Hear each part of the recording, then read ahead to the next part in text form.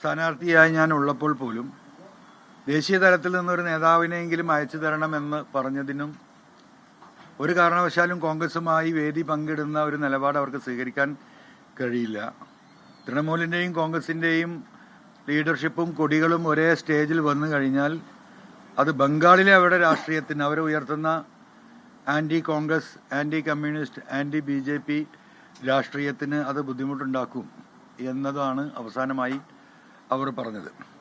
ആ രീതിയിലുള്ളൊരു രാഷ്ട്രീയവുമായിട്ട് സ്വാഭാവികമായിട്ടും കേരളത്തിൽ നമ്മൾക്ക് മുന്നോട്ട് പോകാൻ കഴിയില്ല. രാജ്യം നേരിടുന്ന ഏറ്റവും വലിയ ഇന്നത്തെ വിഷയങ്ങളിൽ ഇന്ത്യൻ നാഷണൽ കോൺഗ്രസിനെ പിന്തുണക്കാതെ ആരെ പിന്തുണക്കുമെന്ന ചോദ്യം അവിടെ നിൽക്കുകയാണ്. അപ്പോൾ അതിൻ്റെ ഭാഗമായിട്ടാണ് ഈ കൂടിയാലോചനകൾ നടത്തുകയും ഇന്ന് സ്റ്റേറ്റ് കമ്മിറ്റി വളരെ വിശദമായി കാര്യങ്ങൾ ചർച്ച ചെയ്യുകയും ചെയ്തത്. അതിൻ്റെ അടിസ്ഥാനത്തിൽ തന്നെയാണ് ദേശീയ നേതൃത്വവുമായുള്ള ആൾ ഇന്ത്യ തൃണമൂൽ കോൺഗ്രസിൻ്റെ എല്ലാ ബന്ധങ്ങളും വിച്ഛേദിക്കാൻ ഇന്ന് പ്രമേയം വഴി ഞങ്ങൾ തീരുമാനിച്ചത് പത്രമാധ്യമങ്ങൾ വഴി ജനങ്ങളെ അറിയിക്കുകയാണ്. ഇനി ഒരു ബന്ധവും ITCയുമായിട്ടില്ല. രണ്ടാമത്തെ കാര്യം, കേരളത്തിൻ്റെ പ്രത്യേക സാഹചര്യങ്ങൾ കണക്കിലെടുത്തുകൊണ്ട് കേരളത്തിൻ്റെ താല്പര്യങ്ങൾക്ക് പ്രത്യേക പരിഗണന നൽകുന്ന ഒരു മതേതര ജനാധിപത്യ സോഷ്യലിസ്റ്റ് പൊളിറ്റിക്കൽ സംഘടനയായി കേരളത്തിൽ രജിസ്റ്റർ ചെയ്യുന്ന ഒരു സ്റ്റേറ്റ് പാർട്ടിയായി മാറുക എന്നതാണ് ഇന്നത്തെ മീറ്റിങ്ങിൻ്റെ പ്രമേയത്തിൻ്റെ അടിസ്ഥാനപരമായിട്ടുള്ള കാതൽ. അതൊരു ടൈം കൺസ്യൂമിങ് പ്രോസസ്സാണ്. അതുകൊണ്ട് ഇന്ന് തൊട്ട് പൂർണ്ണമായും തൃണമൂൽ കോൺഗ്രസുമായുള്ള ബന്ധം വിച്ഛേദിച്ച് അടുത്ത മാസം 15-ാം തീയതിക്കുള്ളിൽ എല്ലാ ജില്ലകളിലെയും ജില്ലാ കമ്മിറ്റികളെ വിളിച്ചു ചേർത്ത് പുതിയ പാർട്ടിയുടെ പേരും നയരേഖയും ഒക്കെ ചർച്ചകൾ നടത്തി മെയ് 15-ാം തീയതിക്കുള്ളിൽ സംസ്ഥാനത്തെ ഒരു പുതിയ രാഷ്ട്രീയ സംവിധാനമായി സംസ്ഥാനത്തിന് പരമാവധി പരിഗണന നൽകുന്ന UDFനോട് ഒപ്പം നിന്നുകൊണ്ട് ഈ പിണറായിസത്തെയും ഫാസിസത്തെയും എതിർക്കുന്ന, ദേശീയ തലത്തിൽ രാഹുൽ ഗാന്ധിക്ക് പരിപൂർണമായ പിന്തുണ നൽകുന്ന ഒരു രാഷ്ട്രീയ നിലപാടുള്ള ഒരു രാഷ്ട്രീയ പാർട്ടിയായി ഒരു പുതിയ പാർട്ടിയെ രൂപീകരിക്കാനാണ് തീരുമാനിച്ചിട്ടുള്ളത്. ആ വിവരം കേരളത്തിലെ പത്രമാധ്യമങ്ങൾ വഴി ജനങ്ങളെ അറിയിക്കുകയാണ്.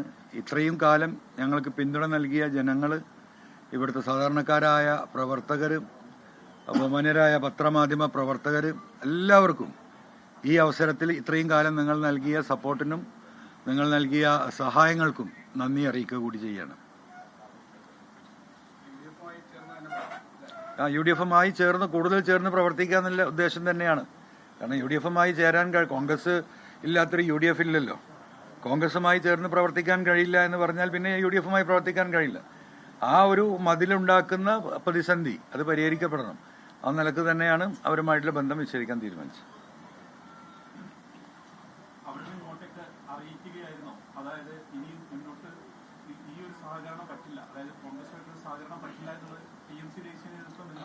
അതെ അതെ, തീർച്ചയായിട്ടും അത് തന്നെയാണ് അവരുടെ നയം. കോൺഗ്രസുമായിട്ടുള്ള ഒരു യോജിപ്പും ഒരു UDFന് നമുക്ക് ചിഹ്നം ബേപ്പൂരിൽ തരാതിരുന്നതിന് കാരണം അതാണ്. നമ്മൾ ചിഹ്നം ആവശ്യപ്പെട്ടതാണ്.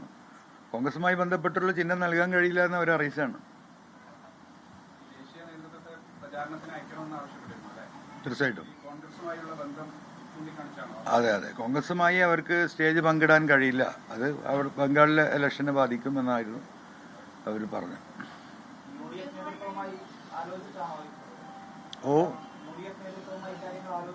UDF ലീഡർഷിപ്പിൽ കൺവേ ചെയ്തിട്ടുണ്ട്.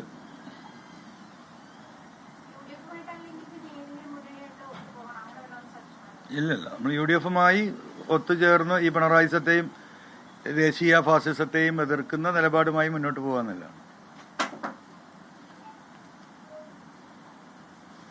രണ്ടാമത്തെ ഒരു പ്രധാന വിഷയം, ഇപ്പോൾ കോഴിക്കോട് നിന്ന് വന്നുകൊണ്ടിരിക്കുന്ന വാർത്ത നിങ്ങൾ ശ്രദ്ധിച്ചിട്ടുണ്ടാവും.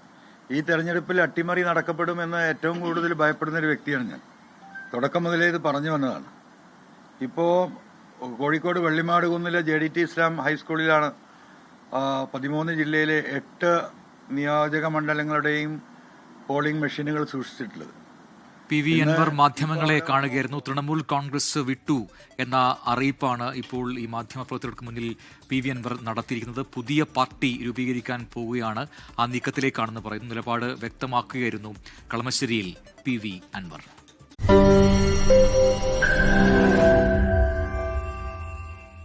ലോകത്തെവിടെയായാലും ഏത് സമയത്തും 24 വാർത്തകളും ഓഗ്മെന്റഡ് റിയാലിറ്റി പാക്കേജുകളും എക്സ്പ്ലെയിനറുകളും വിശദമായി കാണാൻ ഞങ്ങളുടെ യൂട്യൂബ് ചാനൽ നിങ്ങൾക്ക് സബ്സ്ക്രൈബ് ചെയ്യാം.